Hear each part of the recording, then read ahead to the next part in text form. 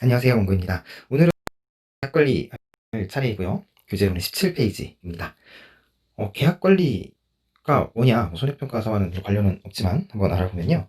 계약관리 업무는 계약 내용의 철회라든가 취소라든가 무효, 해지, 변경, 감액 환급 이런 것들을 이제 신계약, 계약 체결 이후에 발생하는 그런 부수적인 처리 업무들을 말을 하는데, 출제 확률이 막 그렇게 높지는 않지만 혹시 모르니까 요거 바로치기 기본제는 대비를 해두시는 게 좋을 것 같고요. 그다음 오늘 학습의 목표, 그러니까 오늘은 무엇을 공부하면은 그래 오늘 공부 다 했다라고 할 수 있냐면, 사실상 철회, 취소, 무효, 해지, 변경 이런 것들을 전부 구분을 하는 거예요. 어떤 차이점인지, 철회는 무엇인지, 취소는 무엇인지, 무효는 무엇인지, 해지는 무엇인지, 뭔가 되게 비슷하게 생겼잖아요. 취소, 철회, 무효 막 비슷하게 생겼잖아요.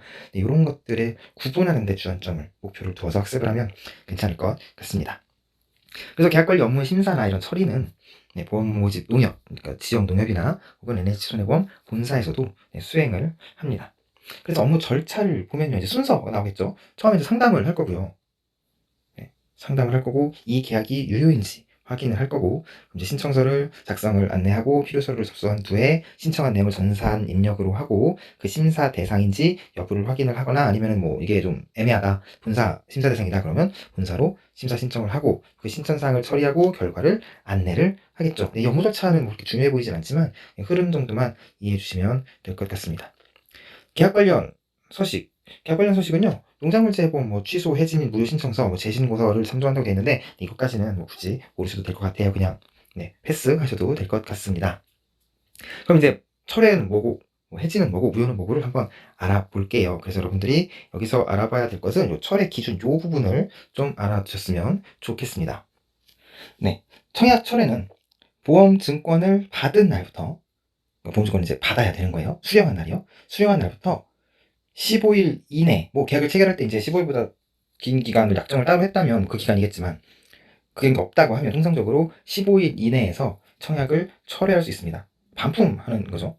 그러니까 뭐 영수증 있잖아요. 영수증 갖고 오면 뭐 2주 이내, 열흘 이내 가져오면 반품해 드릴게요. 뭐 이런 거라고 생각하시면 되겠죠. 청약이라는 뜻이 일방적인 의사표현이에요. 이 계약을 맺겠다는 일방적인 의사표현이기 때문에 아니다라고 생각하면 철회할 수 있어요. 증권을 받은 날부터요. 근데 다만 청약을 한 날로부터 30일을 초과한 경우에는 철회를 할 수가 없다고 합니다.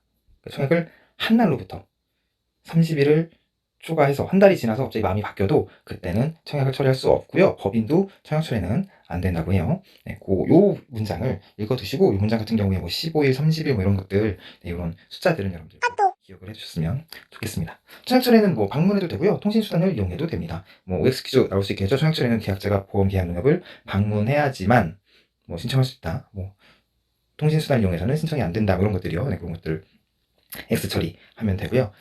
청약의 철회를 접수한 날로부터, 철회를 접수를 한 거예요. 그러면 3일 이내에 그 계약자 부담 보험료를 계약자한테 반환을 해야 합니다. 근데 이제 보험료 반환이 늦어진 기간에 대해서는 뭐 보험계약 대출율 0단 이제 복리로 이제 계산을 해서 지급을 해야 될 거고요. 이자 붙여서 지급해도 늦어졌으니까. 근데 여기서 여러분들이 조금 쉽게 간과할 수 있는 게 뭐냐면, 3일 이내에 이제 여러분들이 3일만 계속 이제 외우시는 거예요. 접수 날부터 3일 숫자가 중요하다고 원고쌤이 그랬으니까 3일 그러다가 문득 청약의 처리를 접수한 날로부터 3일 이내에 납입판은 빼고요. 3일 이내에 뭐 순보험료를 계약자에게 반환해야 한다.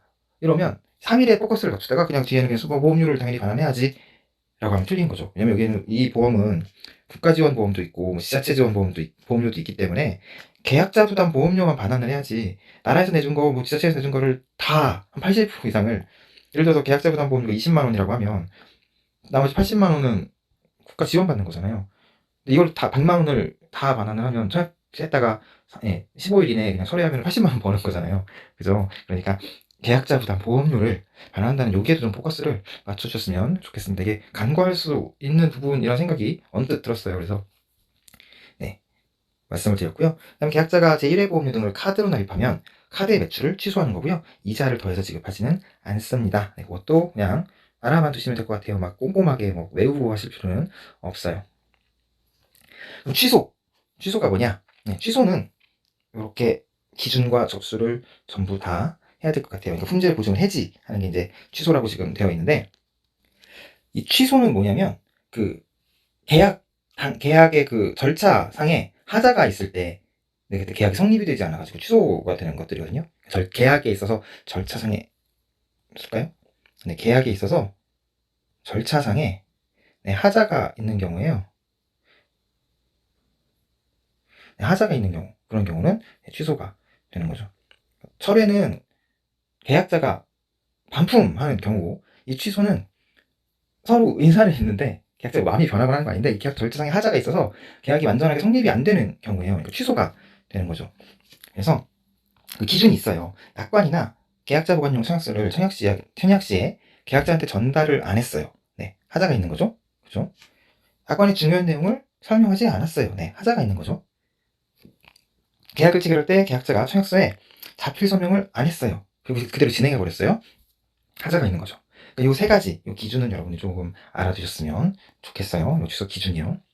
그래서 취소 이런 사유가 발생한 경우에 계약자는 3개월 이내에 계약자가 취소를 할 수 있어요. 이 하자를 근거로 해서 네, 취소를 할 수가 있는데 이건 이제 어쨌든 계약자 하자가 있기 때문에 누군가 책임을 조금 져야 되잖아요. 그래서 보시면 보험 판매 농협은 계약자로부터 취소 신청서를 받아서 전산으로 본사에 취소 승인 요청을 하고 계약자로부터 받은 취소 신청서 그다음에 이제 왜 이게 취소가 되는지 그 기준에 따른 그 보험 모집 담당자 농협에 경위서를 이제 같이 첨부를 해서 팩스로 송부를 해야 합니다. 경위서를요. 이래서 제가 약관의 중요한 내용을 설명하지 않아가지고요. 하면서 이제 경위서를 첨부해서 팩스로 송부를 하면 되죠. 그래서 이런 걸로 이제 계약이 취소가 되면 납입한 계약자 부담 보험료를 계약자한테 반환을 해야 되고 마찬가지로 그 기간에 대해서 보험계약 대출 이유를 연단위 보험료로 계산한 금액을 더해서 지급을 해야 되겠죠. 왜냐면 이때는 기간이 지났기 때문에 그렇죠. 나중에 그 계약이 이제 될 줄 알았는데 나중에 계약자가 이러이러한 거 안 했잖아 하면서 취소 신청서를 냈어요. 3개월 이내니까요. 취소는 3개월 이내잖아요. 네, 그럼 이거 기간이 이렇게 지난 여기에 부분에 대해서 이자를 더해서 지급을 한다는 내용입니다. 그래서 이런 경우에는 불안정 판매율이라는 제재를 받게 되거나 아니면 그 농협은 이제 업무 위탁 이거에서 이제 여기서는 보험을 가입시키지 마세요. 그러면서 해지가 될 수도 있다라고 알아두시면 될 것 같습니다. 그럼 그냥 무효, 취소는 그럼 뭐고, 무효는 뭐냐? 그러니까 취소는 이런, 아까 말씀드렸지만 계약 절차상에 하자가 있는 경우가 취소라고 말씀드렸죠. 근데 무효는요, 그러니까 의미가 좀 비슷한 것 같죠. 우리 국어사전으로 따지면 비슷한 것 같지만, 무효는 보험 계약 시에 보험사고가 이미 발생을 했거나, 또는 애초에 발생할 수 없는 것일 때, 이때는 무효입니다. 그러니까 기준이 조금 달라요. 그죠? 추기준은 그냥 절차상 하자고요. 이 무효는 이런 경우에요. 이런 경우에요. 어떻게 보면 이것도 절차상의 하자일 수는 있는데 약간 그 취소 그 기준하고 조금 다른 게 이런 거죠. 농지가 있는데요. 농지가 있는데 싹이 이제 콩을 막 심었어요. 콩을 심어서 싹이 이렇게 막 올라와야 출연율이 콩 같은 경우에 90% 이상이 되어야지 보험 가입이 되거든요. 네, 싹이 올라왔어요. 근데 지나가던 동네 이장님이 여기 이거 올라와야 되는데 안 올라온 거예요. 농사를 망쳐가지고 듬성듬성 올라왔어요. 지나가던 동네 이장님이 그래요. 이거를 보험에 얼른 가입해라. 보험에 가입하면은 이제 보험금을 받을 수 있다. 이렇게 죽었는데 보험에 안 가입하고 뭐하냐. 네, 모르고 다들 모르고요. 계약자도 그러냐고. 그런 보험이 있냐고 있는 줄을 모르는 거예요. 그럼 얼른 가입해야 되겠다고. 그래서 가서 가입을 이제 하려고 해요.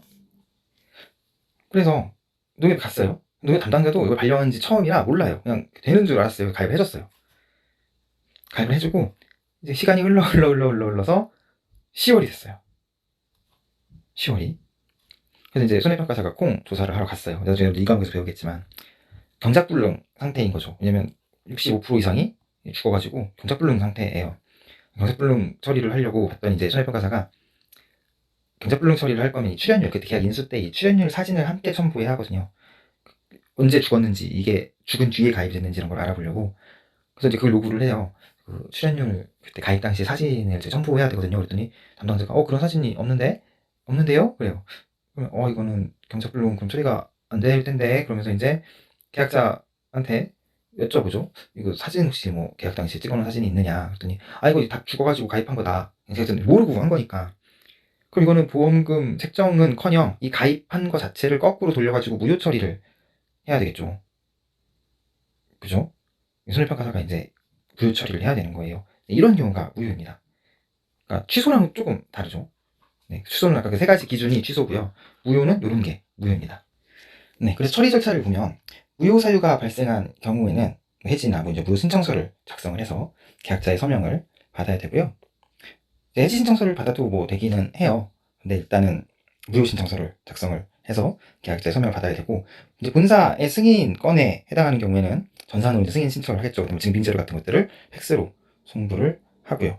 그다음에 전산으로 이제 승인 신청 시 해지 유형은 뭐 무효 해지를 선택해야 된다. 해지 사유는 뭐 전액 환급이다. 이렇게 선택한다고 하는데 이건 진짜로 그냥 뭐 업무 방법에 의한 거니까 그냥 무시하셔도 될 것 같습니다. 그 전산에 있는 그 매뉴얼이라고 생각하시면 되는 거라서 네, 패스하고요. 그래서 결과 확인 후 전산에서 무효해지 처리 후 환급금 지급한다. 네, 이것도 네, 그냥 패스하시면 됩니다. 그래서 여기서 중요한 건 사유, 무효 사유가 중요하겠죠. 그 다음에 이 무효가 세 가지 경우가 있어요. 어떤 경우가 있냐면 계약자 혹은 피보험자의 책임이 없는 사유, 책임 없이 그냥 무효되는 사유. 그 다음에 계약자 피보험 책임이 있는 사유. 그리고 세 번째는 제일 센 거, 고의인 경우에요. 세 가지로 나뉘어지거든요. 그래서 각각의 사례를 들어드리면 좋은데 제가 뭐 가입 이쪽이 아니라서 이쪽에 이 사례를 들어드리기 되게 애매해요. 그래서 우리는 그냥 이 세 가지로 구분이 된다라는 것만 일단 정리를 해두고 넘어가도록 하겠습니다. 책임이 없는 사유는 일단 보험료를 뭐 다 줘야죠. 둘 다 책임이 없으니까 무효일지라고 할지라도 네, 다 줘야 되겠죠. 그럼 이제 환급 전에 이제 본사의 승인을 받는 거예요. 진짜로 얘네들이 책임이 없는 건지 면피하려고 수쓰는 건 아닌지 네, 본사의 승인을 받아서 전에 환급하면 됩니다. 그러니까 책임이 없을 때는 전액 환급 이렇게 이으면 되겠죠. 그 다음에 책임이 있으면 미경과 비율에 따라서 환급보험료를 지급을 해요. 그러니까 계약자 부담 보험료의 미경과 비율을 곱하는 거죠. 그 미경과 비율은 뒤에서 제가 설명을 다시 드리겠지만 이렇게 생각하시면 됩니다. 쉽게 그 뒤에 자세한 건 뒤로 설명하고 지금 쉽게 할게요. 보험료가 100만 원이었는데 책임이 있어요. 이거는 그럼 다 줄 수가 없는 거예요. 책임이 있기 때문에. 그러면 얼마만큼 한 거냐면 2월에 가입을 해서 이거를 7월에 알았어요. 보험 기간은 11월이에요. 그러면 이미 2, 3, 4, 5, 6, 7 네, 6개월이 지난 거잖아요. 8, 9, 10, 11인데 여기 뒤에 더 있는데도 남아있는데도 지금 6개월이 지금 지난 꼴이잖아요. 그래서 이 6개월 분을 빼는 거예요. 지난 기간 동안 어쨌든 너는 보장을 받아왔으니 여기서 지금 무효니까 이만큼 빼고 줄게. 우리는 책임이 있으니까요. 그래서 곱하기 40% 남은 기간, 그러니까 지난 기간을 빼고 남은 기간 동안만 줄게. 40만 원만 줄게. 이렇게 되는 거예요. 물론 여기도 계약자 부담 보험료고요. 그러니까 책임이 있으면 지난 기간은 빼고 미경과 비율을 곱해서 그만큼 남은 기간 동안만 지급을 한다라고 생각하시면 될 거예요. 그 다음에 고의 또는 중대한 과실로 무효가 되면 환급을 아예 안 하고요. 고의니까. 이걸 막 다 짰어요. 이건 범죄 수준으로. 그럼 이제 보험 환급은 안 되는 거죠. 다만 그 회사의 고의나 과실로 인해서 이제 무효로 된 경우, 그 다음에 이 보험 가입을 이제 승낙하기 전에 콩같이 다 죽은 걸 이미 알고 있었어요. 혹은 알 수 있었음에도 불구하고 이제 보험료를 반환하지 않은 경우예요. 그러니까 이제 회사의 과실인 거죠. 그런 경우에는 납입한 날의 다음 날부터 반환일까지 그 기간에 대해서는 네, 이자를 붙여준다라는 겁니다. 네, 뭐 여기까지는 모르더라도 뭐 4번까지는 굳이 할 필요가 없다고 하더라도 우리 이 파트에서는 무효 사유와 처리 절차는 모르셔도 되지만 무효 사유와 책임 없는 사유는 전액 환급, 책임 있는 사유는 미경과 비율, 계약자 부담 보험료의 미경과 비율, 그다음에 고의 또는 중대한 과실 때는 환급 안 한다. 이렇게 딱 찍고 그냥 넘어가시면 될 것 같습니다. 여기서는요. 그다음 해지예요. 해지는 여러분들 해지 종류를 일단 알아두셔야 될 것 같고요. 해지 종류는 보험계약자의 신청에 의한 임의 해지와 보험회사에 의한 해지. 그러니까 계약자가 나 해지할래 하는 거와 보험회사에 의한, 보험회사가 넌 내 보험계약을 이렇게 이끌어갈 수 없어 하면서 보험회사가 해지하는 경우로, 그러니까 주체죠. 해지하는 주체가 다른 거죠. 그렇게 바뀌는 겁니다. 이거는 청약처리와는 다르죠. 반품은 반품인데 이제 이 해지는 중고를 파는 거죠. 그죠? 그러니까 AS 기간이 지난 중고를 판매한다고 보시면 돼. 이미 가입을 하고 막 계속 지나고 있는데 시간이 지난 뒤에 갑자기 나 해지하겠다 이렇게 생각이 드는 거예요. 그래서 아니면 보험 회사가 해지를 하거나 그렇게 두 가지로 바뀔 수 있다라는 거 알고 계시고요. 계약자는 보험 사고 발생 전에는 언제든지 해지할 수 있습니다. 이제 뭐 다만 제한 사항인 때는 해지가 안 되는 거고요. 그 보험 사고가 발생한 이후에 갑자기 이제 해지를 한다 그러면 보험금을 다 타고 나서 이제 더 이상 재해가 올 것 같지 않으니 해지해야지는 안 되고요. 보험 사고 발생 전에는 해지를 할 수 있다는 겁니다. 이건 계약자가 하는 해지고, 이제 보험 회사에 의한 해지는 이런 거예요. 보험 회사가 어떤 사실을 아는 거죠. 그게 손해 발생 여부와 그게 손해가 일어났던 안 일어났던 그 발생 여부와 관계없이 그 사실을 회사가 인지한 날로부터 한 달이요. 인지한 날로부터 한 달 이내에 계약을 해지할 수 있습니다. 어떤 사실이냐? 계약자 또는 피보험자 혹은 이들의 대리인이 계약 전에 알릴 의무에도 불구하고 고의 또는 중대한 과실로 중요한 사항에 대해서 사실과 다르게 알릴 때, 예전에 전 시간에 설명드렸죠. 과수원이 있고 여기 물이 흐르고 있었고 여기 댐이 있었는데 이 댐을 철거해버린 거예요. 그래서 강수위가 이만큼 늘어났어요. 비만 오면 막 잠길 것 같아요. 근데 그럼 이거를 알려줘야 되는데 안 알려준 거예요. 농협에 불이익이 생길까봐, 나중에 막 침범했을 때 못 받을까봐 안 알려준 거예요. 그럼 계약자가 알릴 의무를 위반한 거거든요. 그런데 이 계약자가 안 알려주거나 뭐 사실과 다르게 알렸어요. 근데 이걸 어떻게 회사가 알았어요. 그럼 바로 해지를 해야 되는데 이렇게 하다 보니 어영부영 지나다 보니 한 달이 넘어갔어요. 그럼 또 안 되는 거죠. 어쨌든 1개월 이내에 알면 해지가, 회사가 여기가 댐이 없어졌네요. 저희가 이거 어떻게 알았는데 이제 여기는 보험 유지가 어렵습니다. 그래서 이제 해지를 할 수 있는 거죠. 그럼 이제 이런 거죠. 뚜렷한 위험의 변경 또는 증가와 관련된 계약 후 알릴 의무에서도 이행하지 않았을 때죠. 이것도 똑같이 이 사례로 예를 들면 계약할 때 당시엔 댐이 있었는데, 그래서 계약을 진행하고 있으니까 가입할 땐 있었어요. 근데 갑자기 없어졌어요. 이게 댐이 보상하는 재해로 뭐 홍수가 나가지고 뚝이 무너진 거면 그건 오히려 보상을 받아야 되는 거지만, 그냥 무슨 뭐 공사 때문에 이걸 그냥 없앴어요. 뭐 주변 경관이나 이런 것 때문에 하여튼 없앴다고요. 그 자연 재해로 인해서 없앤 게 아니라. 근데 그걸 조용히 또 있었어요. 말을 안 하고. 그럴 때는 이건 2번. 그러니까 1번은 가입한 당시에 작년에는 있었는데 올해는 지금 없단 말이에요. 근데 계약을 해야 되는데 이 얘기를 안 하는 거죠. 그게 1번. 그렇게 됩니다. 그러면 1개월 이내에 회사는 해지할 수 있어요. 그런데 이런 경우에도 불구하고 회사가 해지를 못하는 경우가 있어요. 뭐가 있을까요? 네, 여기 1개월 이내에 해지할 수 있으면 1개월 넘으면 이걸 안다 하더라도 해지가 안 돼요. 회사가 계약 당시에 그것을 알았거나 과실로 인해서 알지 못하였을 때, 회사가 그래서 전날로부터 나오죠? 1개월 이상 지났거나 1개월이 넘으면 해지가 안 됩니다. 그리고 보험금 지급 사유가 발생하지 않고 2년이 지났어요. 이 댐이 없어졌음에도 불구하고 2년 동안 보험금 지급 사유가 안 된 거예요. 그리고 나서 알았어요. 이게 댐이 없네? 라는 걸. 근데 이미 이 댐이 없어진 지 2년이 지났고 그 뒤로 보험금 지급이 안 됐었어요. 그러면 해지할 수 없고요. 계약 당시에 알았어요. 이거 댐이 없는데 이거를 일단은 가입시켜 놓자. 그럼 당연히 해지가 안 되는 거고, 과실로 인해서 알지 못했을 때 막 동네방네 막 소문 나고 막 계약자도 몇 번이고 얘기를 하려고 했는데 보험회사만 몰랐던 거, 농협만 몰랐던 거예요. 댐 무슨 해체식 축제가 마을 축제가 열리고 막 그런 게 있었는데 농협만 몰랐다고 하면 그런 거는 이제 해지할 수 없겠죠. 계약을 체결한 날로부터 3년이 지났을 때, 그러니까 이제 연속가입들인 거예요. 연속가입 3년이 지났어요.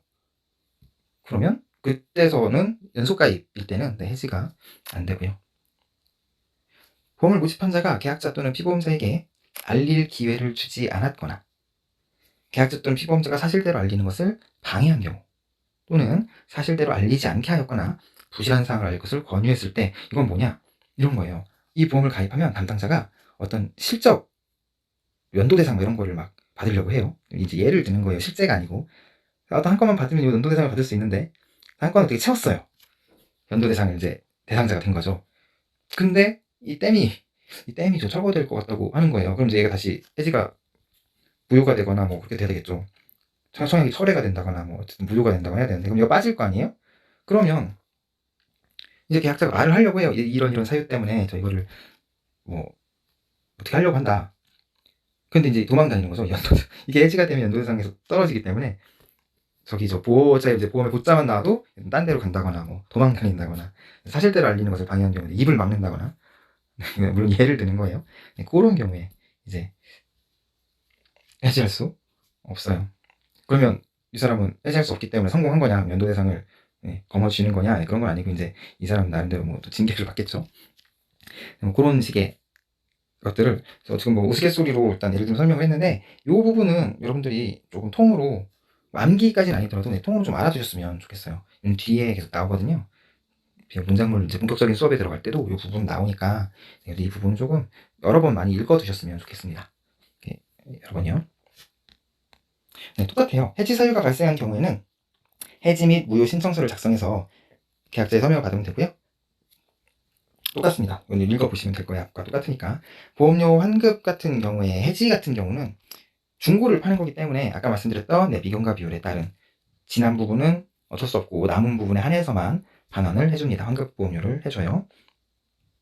그리고 이번도 똑같으니까 읽어보시면 될 것 같습니다.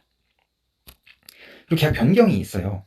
보험계약이 완료된 이후에 계약자 또는 보험 판매 능력 담당자의 가입 시 오류 혹은 기존 계약 내용에 변동이 발생하면 그 일부를 수정하는 거예요. 가능 시기라든가 기준은 전부 다 업무 내용에 따른다고 되어 있고요. 이런 경우는 언제 있냐면, 이 과목에서 적과 후 착과수 조사가 들어갔는지 모르겠는데, 적과 후 착과수 조사 때 실제 결과 주수 파악하게 되어 있죠. 거기서 뭐 기수학 주수라든가 뭐 고사망 주수 이런 거 빼가지고 이제 조사 대상 주수를 파악을 하고요. 그죠? 근데 이 실제 결과 주수가 가입 원장에는 500주라고 되어 있는데, 실제 사례로 한번 얘기를 해드릴까요? 실제 사례로 포도밭이었는데요. 가입주가 680주로 되어 있었어요. 제가 이제 들어갔어요. 들어갔는데 포도밭이 제 기억나는 게 되게 특이한 구조였어요. 왜냐면 이렇게 생겼어요. 포도밭이 이래가지고 이렇게 생겼어요. 이렇게 가운데가 이제 없고 둘레로 이렇게요. 그래서 여기에 축사가 있어요. 축사를 사이에 두고 포도밭이 둘러싸고 있는 형상이에요. 제가 왜 기억하냐면 모기가 정말 너무 많아가지고 소름 돋을 정도로 막 손으로 이렇게 휙휙하면 손바닥에 막 후두둑후두둑 걸릴 정도로, 축사 때문에 그런 건지 모기가 막 너무 많았어요. 여기에 미음자로 이렇게 있었는데 이상한 거예요. 이 면적이 여기가 아무리 봐도 축사를 때 너무 작게 그렸나? 이렇게 있어요. 이렇게 여기만 아무리 봐도 여기는 680주가 심겨져 있을 만한 크기가 아니에요. 제가 뭐 세봐야 300주? 많이 잡아봐야 300주 나가기는 세봤어요. 나무를. 어차피 이제 저가수사 때는 실제 가수 세거든요.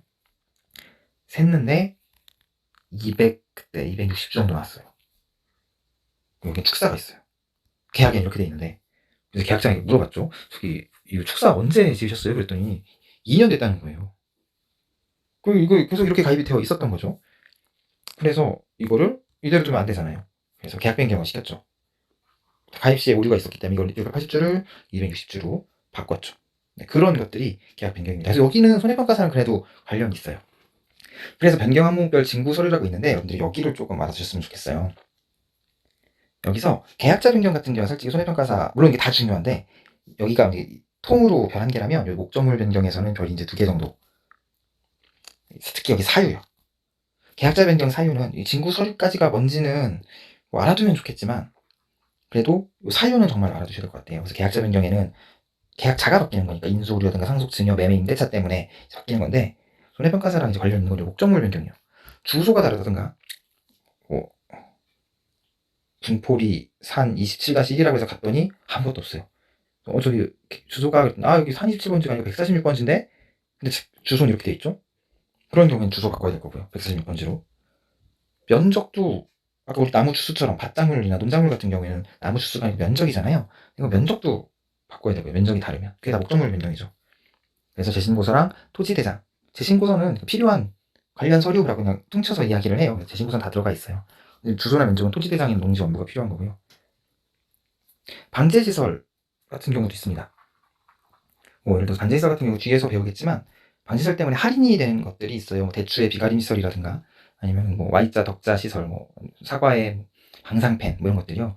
그게 있다고 하고 할인을 받으셨는데 이분이 분명히 없는 거예요. 가봤더니 할인을 받고 있는 거를 변경을 해야 되겠죠. 그럼 거꾸로 아무것도 없다고 되어 있는데 할인을 방상펜이 버젓이 있어요. 그럼 이분은 할인을 받으실 수 있는데 못 받으시는 거잖아요. 그런 경우에 방제시설을 바꿀 수 있습니다. 과실 정보도 마찬가지예요. 품종이 다르다거나 주수가 다르다거나 이런 것들, 그런 것들도 바꿀 수 있어요. 그래서 사유도 여러분들이 조금 알아주셨으면 좋겠고, 거기에 따른 징구 서류들은 여러분들 읽어보시면 될 겁니다. 왜 다 똑같은 거예요. 그러니까 읽어보시면 될 것 같아요. 목적물 변경에는 계약 인수 현지조서가 있다는 것, 이걸 손해평가사가 작성을 하니까요. 특히 알아주셨으면 좋겠어요. 그래서 변경 절차는요. 계약자로부터 변경 신청이 있는 경우에 이제 이런 동의서를 받고 본인 여부 확인을 한 다음에 변경 내용을 전산 등록 후에 책임자가 확인을 하고 이제 뭐 심사 요청을 하고 청약서와 함께 보관을 한 다음에 폐기하고 재발행서 내주고 하는 거예요. 그 다음에 뭐 변경 후에는 제공동의서 반드시 진고하고요. 상속을 해놓은 계약자 변경은 상속이 완료되고 실경작자 확인이 가능한 경우에 한다고 되어 있으니까 그냥 쭉 한번 가볍게 읽어보시면 될 것 같습니다. 목적물 변경은 조금 볼게요. 목적물 변경은 이제 변경 신청이 있는 경우에 사실은 계약자로부터 있다기보다는 뭐 손해평가사가 하는 경우가 더 많고요. 청약서나 보험증권, 그다음에 변경사유별 증빙 서류를 진구를 하고 본인 여부를 확인을 하고 현지조사가 필요한 경우에는 뭐 이제 과수원 현지조사 사진을 2장 첨부한 현지조사서 사진을 작성을 하는 거예요. 그 다음에 정보가 변경되면 원장을 다시 작성을 하고 서명도 받아야 합니다. 그리고 이제 보험증권의 재발급 같은 게 이제 요구되면 원본을 회수하고 다시 오류사항을 수정해서 재발급을 하는 거죠. 그리고 여기 파트에서는 이 부분보다는 앞에 있던 요 증거 서류 있죠? 특히 사유 있죠? 네, 요 부분을 좀 잘 보셨으면 좋겠고, 좀 찜찜하다 하시는 분은 요 목적물 변경 절차 같은 경우는 여러분들 좀 읽어보시면 될 것 같습니다. 다음 시간에는 연습문 기출문제 풀어볼 거고요. 그때랑 똑같이 여러분들이 책을 찾아서 한번 풀어보시고 같이 한번 저랑 같이 다음 시간에 풀어보고 이제 본격적으로 1과목에 그 적과전 종합 방식부터 들어갈 거예요. 근데 이제 농작물 수업을 들어가기 직전에 여러분들이 이제 흐름 잡는 방법이라든가 본격적인 진짜 공부니까 공부 방법들 같은 것들을 OT 개념으로 또 그 강의 안에 작은 OT 개념으로 살짝 하고 그 다음 시간부터는 진짜로 학습에 들어가도록 하겠습니다. 그래서 연습 문제 꼭 한번 숙제로 풀어보시고 다음 시간에 인사드리도록 할게요. 감사합니다.